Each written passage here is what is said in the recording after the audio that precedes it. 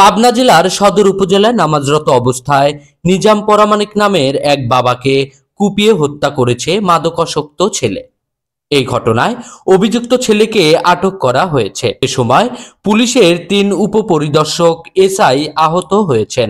রোববার ২রা নভেম্বর রাত ৮টার দিকে চরতারাপুর ইউনিয়নের পুরাতন ভাদুরডাঙ্গিতে এই ঘটনা ঘটে।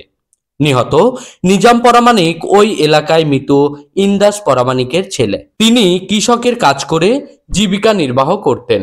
অভিযুক্ত ছেলে মোস্তফা পরামানিকও বাবার সঙ্গে কৃষিকাজ করতেন, তবে তিনি মাদকাসক্ত ছিলেন। পুলিশ ও পারিবারিক সূত্রে জানা যায়, নিহত নিজাম পরামানিক নতুন বাজারে দুধ বিক্রি করে সন্ধ্যার পর বাসায় ফেরেন। খাওয়া দাওয়া শেষে এশার নামাজে মাত্র দাঁড়িয়েছেন, এমন সময় সুযোগ বুঝে দরজা আটকিয়ে হাসুয়া দিয়ে কুপিয়ে মৃত্যু নিশ্চিত করে ঘর থেকে বের হয়। এরপর নিজেই পাশের রুমে আটকিয়ে দিয়ে বসে থাকে।